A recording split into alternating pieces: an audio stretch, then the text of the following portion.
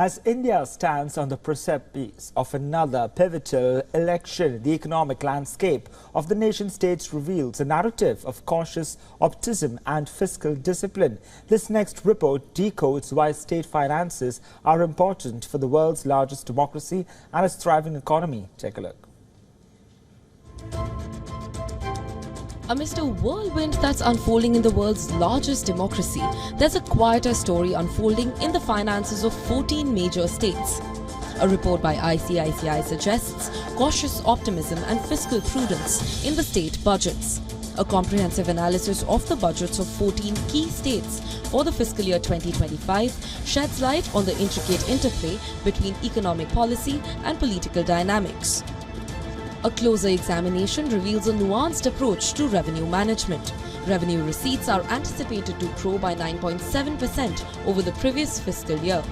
Revenue is forecast to increase by 13.8% from states' tax revenues despite a decline from the centre. On the expenditure front, states exhibit a judicious balance, with spending projected to increase by 7.9% year-on-year. The focus is on enhancing the quality of expenditure with a focus on critical sectors such as transport, irrigation, water supply and rural and urban development.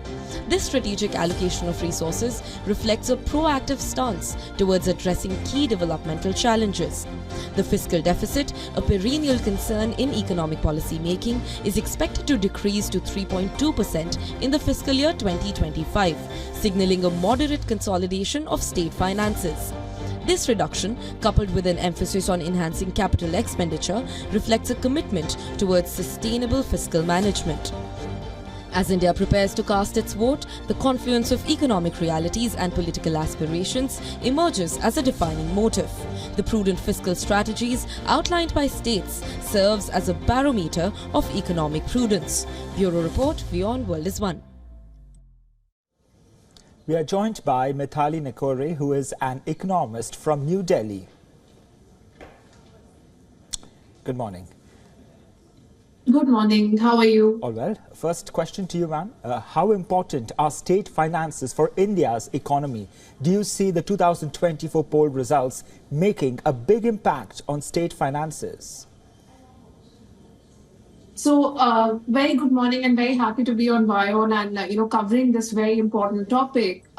So I think, your report was very interesting, and there's also a very important report that came out by the Reserve Bank of India in December 2023. And this is actually an annual report, which gives a state of state finances, so to speak.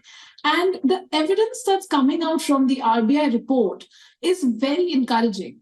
Because actually the signs of fiscal consolidation, which you just pointed out, have become evident, in the report. There's a fiscal consolidation from 2017 onwards that we're starting to see.